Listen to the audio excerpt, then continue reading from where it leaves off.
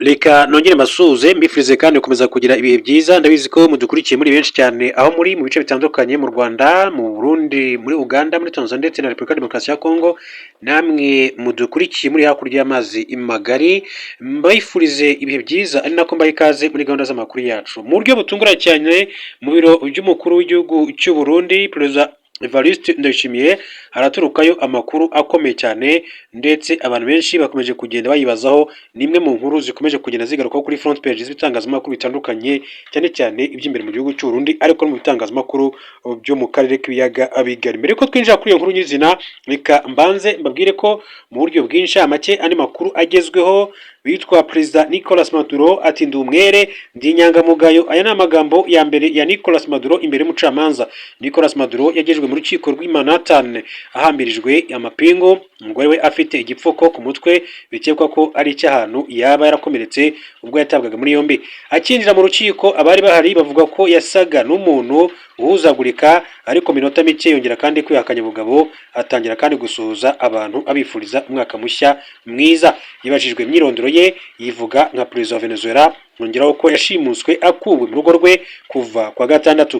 Yakanye ibyaha byose ashinjwa birimo ibijyanye n'iterabwoba rishingiye ku bucuruzi bw'ibiyobyabwenge no gutunga intwaro zo mu bwoko bwa machine guns hamwe n'ibindi biturika. Ikirego gikubiyemo ibyaha ashinjwa kigizwe n'amapaji 25, kirimo ko Nicolas Maduro ubwo yari ku butegetsi yahaga pasiporo z'abadiplomate abantu bakoraga ubucuruzi bw'ibiyobyabwenge bakabyinjiza muri Amerika bafite ubudahangarwa. Ibyo ngo byanakorwaga ku ndege z'abatwaraga. Nicolas Maduro yabwiye urukiko ko ari umwere nta cyaha kimuhama, ati ndi umuntu w'inyangamugayo, ndi perezida wa Venezuela. Mu gihe ari mu rukiko, abanyamakuru ntibari bemerewe kandi kwinjiza kamera mu cyumba cy'iburanisha, ndetse bamwe nibo bari bemerewe kwinjira mu cyumba cy'iburanisha bagakurikira uko riri kugenda. Umugore we nawe kandi yakanye ibyaha byose aregwa, avuga ko nta bucuruzi bw'ibiyobyabwenge yagizemo uruhare hamwe n'ubw'intwaro. Ntabwo iburanisha ryamaze kandi umwanya munini cyane kuko nyuma yo gusomerwa ibyaha ashinjwa yahise asubizwa aho afungiye. Iburanisha rizasubukurwa ku itariki ya 17 Werurwe 2026. Mu gitondo cyo kuwa mbere, Nicolas Maduro n'umugore we Siria Adela Flores de Maduro bari bavanywe aho bari bafungiye mu mujyi wa Brooklyn muri leta ya New York bajyanwa mu rukiko. Kuva Nicolas Maduro yafatwa, yahise afungirwa muri Metropolitan Detention Center MDC Brooklyn i New York muri leta zunze ubumwe za Amerika. Aya makuru kandi akomeza avugwa yuko aho ayafungiwe siwe muntu wa mbere ukomeye cyane ufungiwe, kuko Sean Diddy Combs ukurikiranywe ibyaha bifitanye isano no gucuruza abantu hagamijwe imibonano mpuzabitsina yahafungiwe. Umuhanzi R. Kelly nawe kandi yarafungiwe mbere yuko yoherezwa kujya kurangiza igihano cye ahandi. Nicolas Maduro yavanywe kuri MDC ari mu ndege ya kajugujugu. Amashusho yamugaragaje agaragiwe n'abakozi b'urwego rushinzwe kurwanya ibiyobyabwenge hamwe n'abandi bashinzwe umutekano bamuvana aho afungiye kugera ku rukiko. Yaje kuvanwa mu ndege ashyirwa mu modoka y'igisirikare cy'Amerika itamenwa amasasu. Umutekano wari wakajijwe ahantu hose nk'uko amakuru yakomeje kugenda abigaragaza muri rusange. Hanyuma rero munyamakuru, reka tugaruke mu gihugu cy'u Burundi mbabwire ko Perezida Evariste Ndayishimiye yikanze abakorera abami babiri mu biro bye.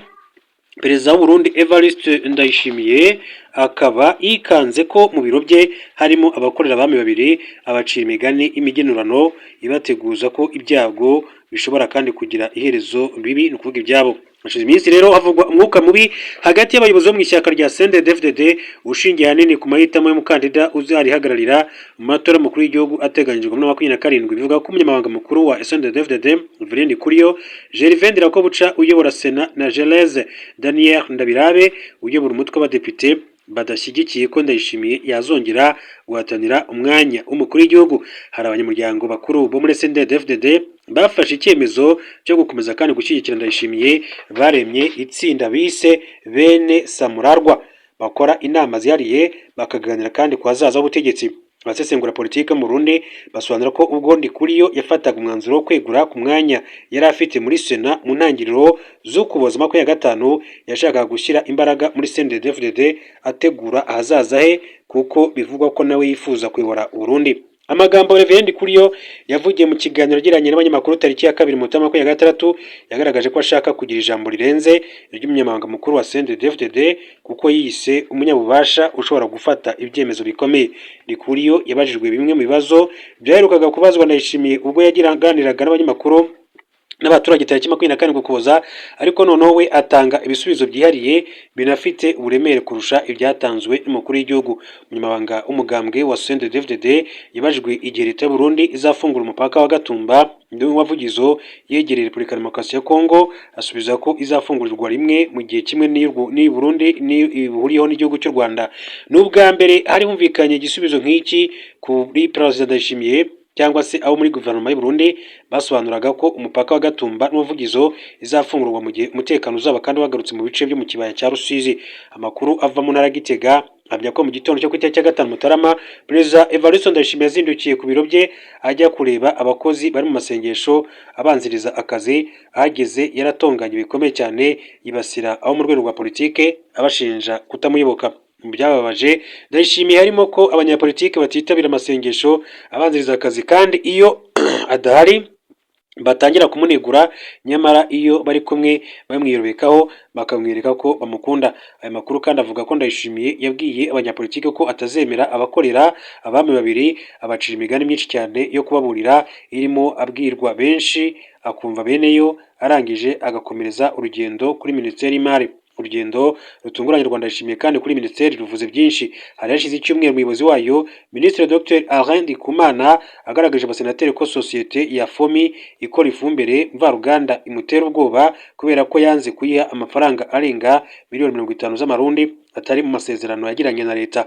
Imbere y'abanyamakuru Ndikuriyo yateye twatsi impungenge za Minisitiri Ndikumana, asobanura ko icyo kibazo cyavugiwe ku mbuga nkoranyambaga gusa kandi ngo ntibyumvikana ko umuyobozi ukomeye nkawe avuga ko atizeye umutekano we. Ati icyo nzi cyo mu gihugu cy'u Burundi kuri munsi tariki ya 2 Mutarama 2023 nta murundi numwe ugeramiwe muri iki gihugu cyacu. Ati muri iki gihugu cya Ntare Rushatsi na Ndayishimiye ati nta murundi ugeramiwe. Ati iki gihugu cya miliyoni 13 z'abene gihugu nta numwe ugeramiwe. Amasoko atandukanye ava mu Burundi kandi ahamya ko urugendo rutunguranye rwa Perezida Ndayishimiye kuri Minisiteri y'Imari rwari rugamije gushyigikira abakozi bayo na Minisitiri Ndikumana, by'umwihariko nyuma yo kuvuga ko atorohewe na Fomi nk'uko yagiye abigaragaza.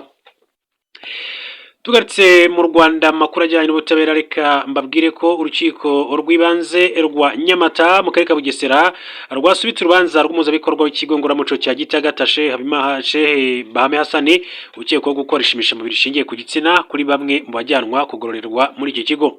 Shehe Bahame Hassan yafashwe kuwa 16 Ukuboza 2025 nyuma y'iperereza ryari rimaze iminsi rikorwa ku makuru y'uko ari abagororwa mu kigo cya Gitagata b'igitsina gore yizezaga gufasha mu mibereho yo muri icyo kigo yarayoboye ndetse no kubahuza n'imiryango abakoresha ibishimisha mubiri ishingiye ku gitsina.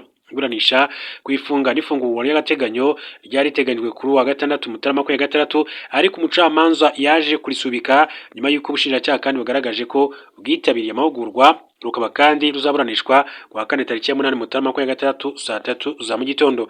Iperereza ry'ibanze kandi ku byaha Bahame Hassan akekwaho ryaje kugaragaza ko hari abo yahaga ibyo batemererwa batagenerwa n'amategeko ku bw'inyungu ze bwite zishingiye kuri iryo shimishabiri rishingiye ku gitsina. Hanyuma urwego rw'igihugu rw'ubugenzacyaha RIB rwavuze ko uyu mugabo akurikiranyweho ibyaha byo gukoresha ububasha ahabwa n'itegeko mu nyungu ze bwite no gusaba cyangwa se gukoresha imishamubiri ishingiye ku gitsina. Ingingo ya 6 y'itegeko ryerekeye kurwanya ruswa ivuga ku gusaba cyangwa se gukoresha imishamubiri ishingiye ku gitsina iteganya ko umuntu wese mu buryo ubwo ari bwo bwose usaba, wemera cyangwa se usezeranya gukoresha imishamubiri ishingiye ku gitsina cyangwa se utuma undi muntu agirirwa cyangwa se wemera amasezerano yaryo kugira ngo rero hagire igikorwa cyangwa se kidakorwa abakoze icyaha. Ibyo bamijwe n'urukiko hanishwa igifungo kirenze imyaka 5 ariko kitarenze imyaka 7 n'ihazabu itari munsi ya miliyoni y'amafaranga y'u Rwanda ariko atarenze miliyoni 2 z'amafaranga y'u Rwanda. Iyo ishimisha mubiri ryakozwe kugira ngo hakorwe ibinyuranyije n'amategeko, igihano kiba igifungo kirenze imyaka 7 ariko itarenze imyaka 10 n'ihazabu itari munsi ya miliyoni 2 ariko itarenze miliyoni 3 z'amafaranga y'u Rwanda. Itegeko rivuga kandi ko umukozi wese wa leta cyangwa se undi muntu wese uri mu rwego rwa leta wifashisha umwanya w'umurimo we cyangwa se ubasha afite kubera uwo mwanya agakora ikibujijwe n'itegeko cyangwa se ntakora igitegetswe n'itegeko agamije kwihisha cyangwa se guhesha undi muntu inyungu itemewe n'amategeko abakoze icyaha. Iyo abihamijwe n'urukiko anishwa igifungo kitari munsi y'imyaka 7 ariko kitarenze imyaka 10 n'ihazabu ya miliyoni 5 ariko atarenze miliyoni 10 z'amafaranga y'u Rwanda. Iyo icyaha gikozwe kandi hagamijwe inyungu ibarwa mu mafaranga, igihano kiba igifungo kitari munsi y'imyaka 7 ariko kitarenze imyaka 10 n'ihazabu yikubye inshuro kuva kuri 3 kugeza kuri 5 z'agaciro k'indonke yatse. Muri 2021 nibwo Sheikh Bahame Hassan yagizwe umuyobozi w'ikigo ngororamuco cya Gitagata yamenyekanye cyane ubwo yayoboraga akarere ka Rubavu, nk'uko amakuru akomeza kugenda abishimangira. Reka rero mbashimire mbifurize gukomeza kugira ibihe